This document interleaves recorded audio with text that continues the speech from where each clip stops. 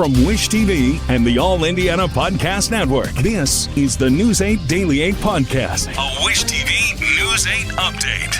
Hi, this is Hannah Mordeau, and this is your News 8 Daily 8 for Tuesday, December 12th. We're starting off chilly, but it's going to be a nice day for December. Going to be to the mid to upper 40s with lots of sunshine before there is a bit of a wind shift. Cloud cover will also increase overnight into early Wednesday. Audible's romance collection has something to satisfy every side of you. When it comes to what kind of romance you're into, you don't have to choose just one. Fancy a dalliance with a duke, or maybe a steamy billionaire? You could find a book boyfriend in the city and another one tearing it up on the hockey field. And if nothing on this earth satisfies, you can always find love in another realm. Discover modern rom-coms from authors like Lily Chu and Ali Hazelwood, the latest romantasy series from Sarah J. Maas and Rebecca Yarros, plus Regency favorites like Bridgerton and Outlander. And of course, all the really steamy stuff. Your first great love story is free when you sign up for a free 30-day trial at audible.com/Wondery. That's audible.com/Wondery. Police say 3 people in custody in Hamilton County pulled a series of break-ins in at least 2 states. Investigators say the trio broke into high-end homes and mansions here in Indiana and in Michigan. Michigan's Attorney General announced the charges yesterday, saying the 3 suspects are connected to 8 February break-ins totaling millions of dollars in jewelry, money, and more. Police in Carmel arrested them in February, about 2 weeks after the Michigan cases. The FBI says all 3 are members of a South American theft group. The mayor of Lebanon is calling a new report on a massive Boone County development project disingenuous and not factually accurate. The report from Citizens Action Coalition says the project puts people's access to water at risk in Indiana because it will require water to be pumped in from the Wabash River Valley. The Indiana Finance Authority is now overseeing a comprehensive water study that should be done by next year. The Indiana Supreme Court will hear oral arguments in connection to the Delphi murders case. Richard Allen's defense team wants the justices to reinstate his original lawyers and remove Judge Francis Gohl. The arguments will happen on January 18th. To iTeam 8, Attorney General Merrick Garland says violence is getting worse across the United States. His comments came in Indianapolis in a violent crime reduction summit. iTeam 8 senior investigative reporter Richard Essex reports on the effort to improve public safety. When it is not addressed, it can undermine people's trust in the government and in each other. United States Attorney General Merrick Garland told a convention-sized center room packed with law enforcement officers, prosecutors, and investigators from both federal and local agencies that violent crime is tearing away at the fabric of our democracy. Violent crime is not just a threat to people's physical safety. It is a threat to their ability to freely go about their daily lives.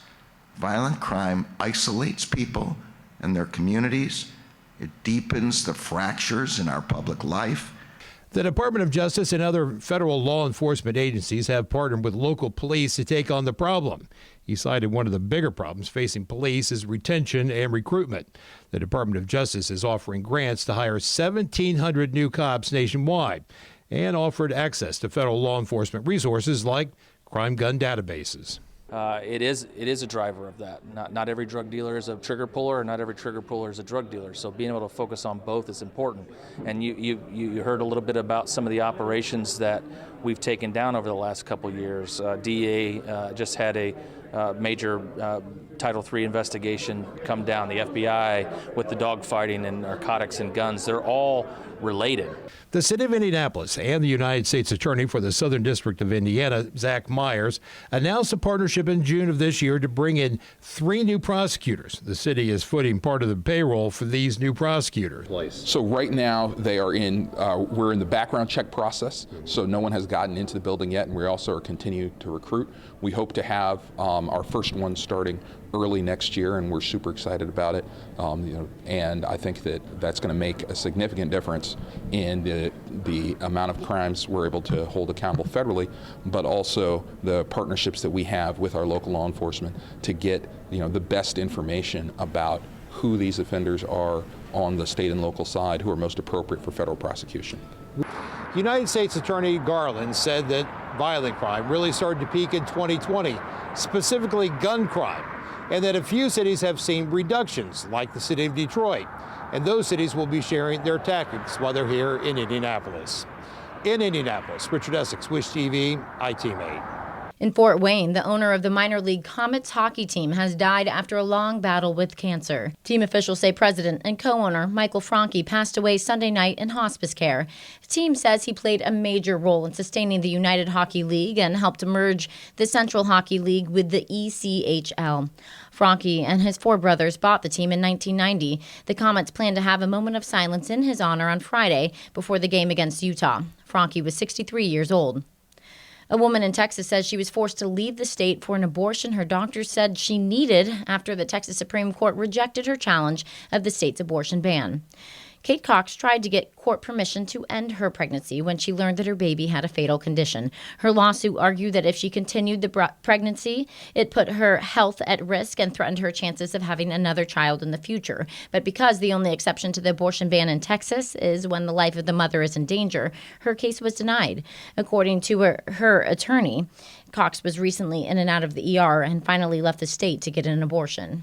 Kate is so lucky to have the resources and the support and the time to be able to travel. That is not true for most women. They don't have the money. They can't get time off work. They may not have childcare to watch their kids at home. And so she is, as much as she is in a truly horrific situation, she's also in a somewhat privileged situation compared to other women in the state of Texas and in other states where abortion is restricted.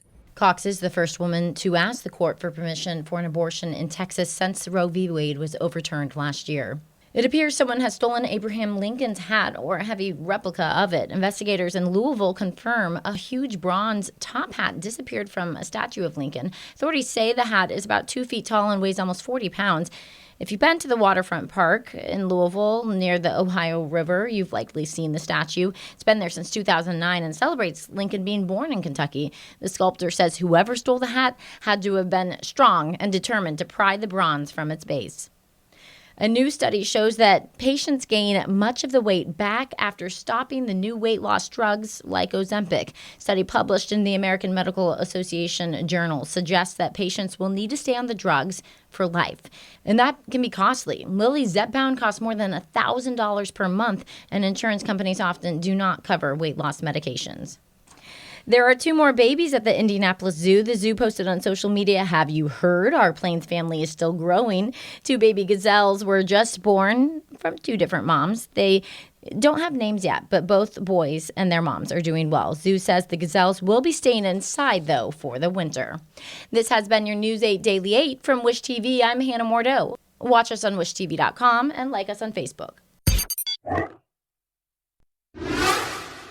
This is the News 8 Daily 8 podcast, a Wish TV News 8 update on demand. For even more, on demand and on the go.